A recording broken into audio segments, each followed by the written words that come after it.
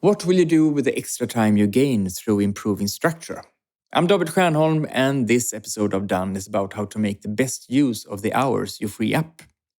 But first, failing structure leads to more careless mistakes. Then the mistake has to be patched up and fixed so the customer becomes satisfied. In my talks, I show how your employees can avoid that from happening. Therefore, book a talk by me about working in a structured way for your next meeting. Email me at david@stiernholm.com and I'll send you a quote immediately.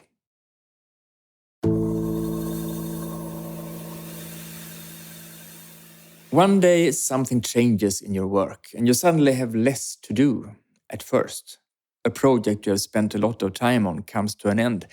Your role is reshaped so that one of your responsibilities disappears. An engagement in a work group ends, or an improvement in your structure helps you save time by getting tasks done more efficiently. Tasks that have repeatedly been on your to-do list disappear, and with them all the working hours you used to spend time on them. Suddenly, you have a few extra hours every week at your disposal. Perhaps you want to use them to get more time for the general swirl of tasks so you don't feel so stressed, but another option I think you should consider is dedicating them to something you have not had enough time for yet. It might be taking time off if you've been working too much, or it could be a long-term work task that is important but has rarely felt urgent enough to prioritize. Now's your chance.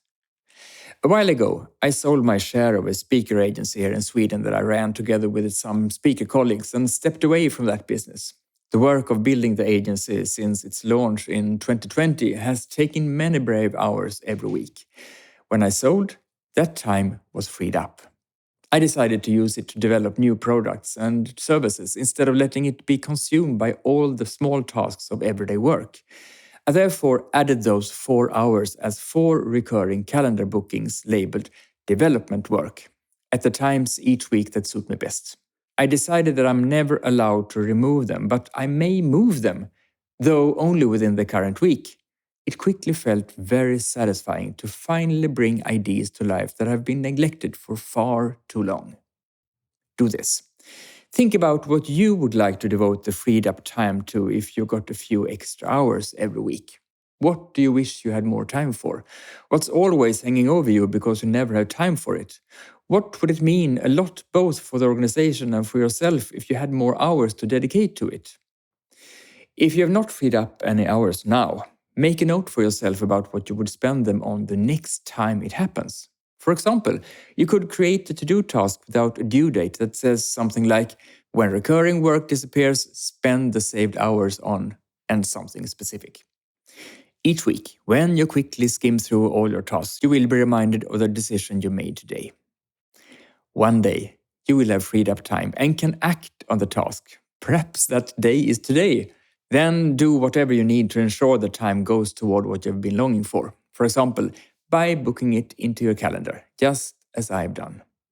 Because if you take the opportunity to dedicate newly gained time to something that has lacked attention for a long time, you'll more than ever before manage to get done everything you want your time to be enough for.